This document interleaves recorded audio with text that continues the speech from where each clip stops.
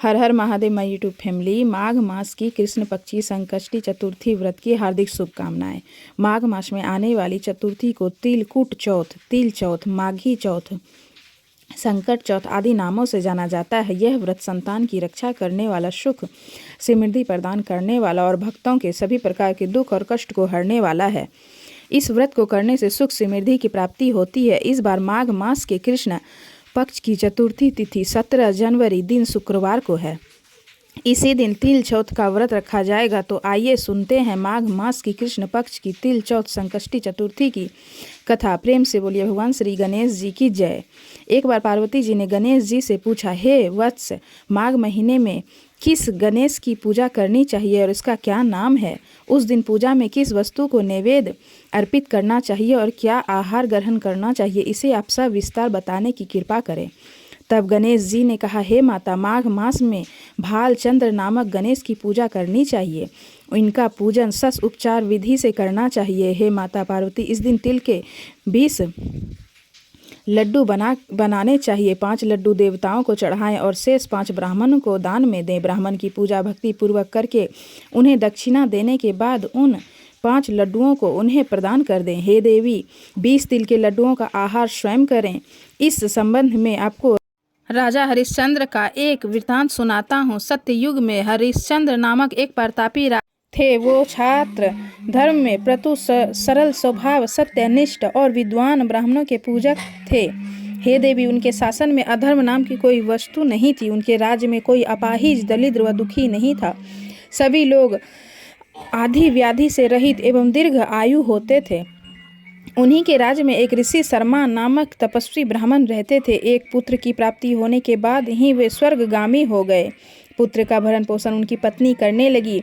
वह विधवा ब्राह्मणी भिक्षा करके पुत्र का पालन पोषण करती थी। उस ब्राह्मणी ने माघ मास की संकष्टी चतुर्थी का व्रत किया। वह पतिव्रता ब्राह्मणी गोबर से गणेश जी की प्रतिमा बनाकर सदैव पूजन किया करती थी।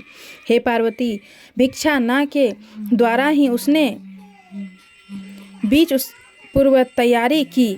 बीच उसका पुत्र गणेश जी की मूर्ति अपने गले में बांधकर स्वेच्छा से खेलने के लिए बाहर चल गया। तब एक नर पिशाच कुम्हार ने उस ब्राह्मण के 5 वर्षीय बालक को जबरन पकड़कर अपने आवा में छोड़कर मिट्टी के बर्तनों को पकाने के लिए उसमें आग लगा दी। इधर उसकी माता अपने बच्चे को ढूंढने लगी। उसे ना पाकर वह बड़ी व्याकुल हो गई।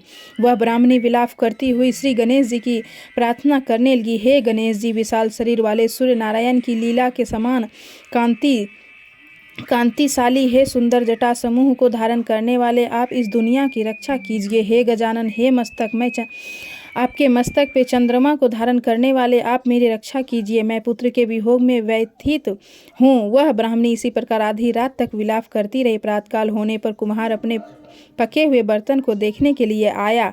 जब उसने आवा खोलकर देखा तो उसमें जांग भर पानी जमा हुआ पाया और उसमें से अधिक आश्चर्य जब हुआ उसमें बैठे एक खेलते हुए बालक को देखा। ऐसी अद्भुत घटना देखकर वह भयवश कांपने लगा और इस बात की सूचना अपने राज दरबार में ही उसने राज्य सभा में अपने कृत्य का वर्णन कर दिया। कुम्हार ने कहा कि हे महाबाहु, हे प्रज्वलित अग्नि के समान तेजवान, हे महाराज हरिश्चंद्र, मैं अपने दुष्कर्म के लिए वध के योग्य हूँ। उसने आगे कहा, हे महाराज, कन्या की विवाह के लिए मैंने कई बार मिट्टी के बर्तन पकाने के लिए आवा लगाया, परंतु मेरे बर्तन कभी भी नहीं पके और सदैव कच्चे ही रह गए। तब मैंने भयभीत होकर एक तांत्रिक से इसका कारण पूछा।